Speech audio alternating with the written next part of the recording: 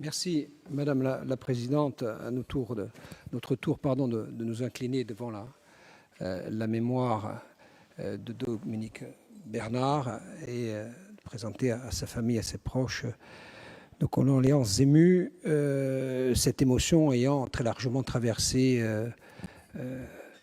la simple catégorie des enseignants. Je crois que c'est un drame qui, hélas, se renouvelle.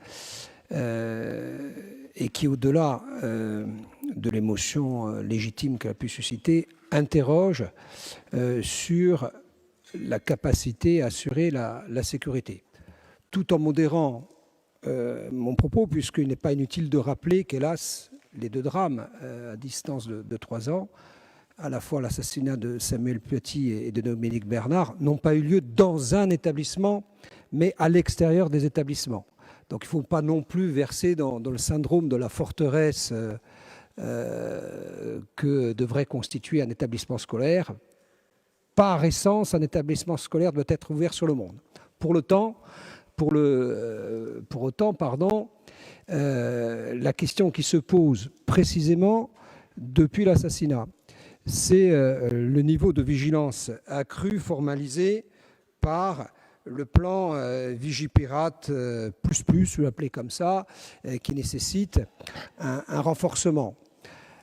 Quand on parle de renforcement, il faut savoir d'où l'on part. Donc ma première question, qui était adressée à Monsieur le Président et à vous, Madame la conseillère exécutive en charge des établissements publics locaux d'enseignement, est de savoir quel est le niveau de sécurité actuel formalisé par les diagnostics qu'ont élaboré vos services.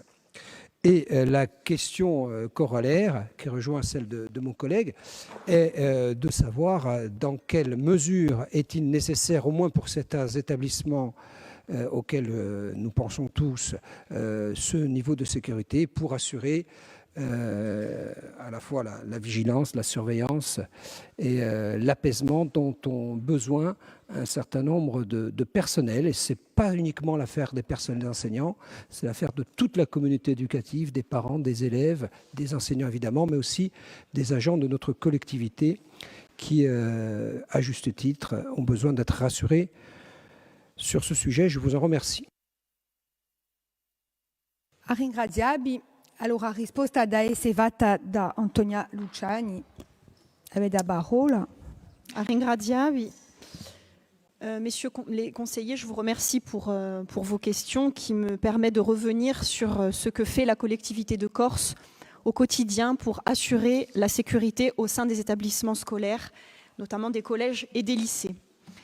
3 ans après l'horreur de l'assassinat de Samuel Paty, l'attentat dramatique qui a coûté la vie vendredi 13 octobre au professeur Dominique Bernard devant le lycée Gambetta d'Arras a remis au premier plan le sujet de la sécurité des établissements.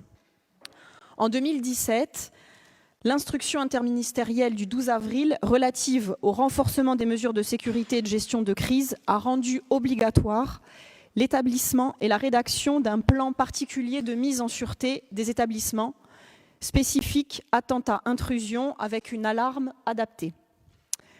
Ainsi, chaque collège et lycée de Corse a élaboré son plan qui détaille les mesures prises en cas d'événements exceptionnels d'origine accidentelle ou intentionnelle. Dans le prolongement de ces plans et en complément des différents investissements déjà réalisés par la collectivité de Corse, une liste des travaux à mener dans les établissements a été établie en collaboration avec les services du rectorat concernant la sécurisation des périmètres des sites sur 4 thématiques principales. La question des clôtures et des portails, la question de la vidéosurveillance et de la visiophonie, la question des systèmes d'alerte, d'évacuation et confinement, et enfin tout autre travaux, loges, sas de sécurité, etc. Depuis 2017, la majorité des interventions prévues ont été réalisées, en particulier l'équipement de la totalité des établissements de systèmes d'alarme, confinement, évacuation spécifiques, à l'exception de 2 d'entre eux, Cité technique de Montésor et Cité scolaire Laetitia Benaparte, pour lesquels l'importance des travaux à réaliser nécessite des études approfondies. Par ailleurs, Certains spécialistes considèrent que pour les établissements de cette taille, ces systèmes ne sont peut-être pas totalement adaptés et ces établissements ont établi des procédures spécifiques basées sur l'utilisation des systèmes existants, notamment sécurité incendie. Parallèlement, l'entrée de la cité technique de Montesoro a fait l'objet d'une opération de sécurisation par la construction d'un sas et le déplacement de la loge du gardien pour un coût de 250 000 €, dispositif déjà réalisé au lycée Laetitia Bonaparte. La quasi-totalité des portails d'accès de nos établissements ont été motorisés et équipés de commandes à distance depuis la loge du gardien, souvent couplés avec des caméras de vidéosurveillance de l'accès.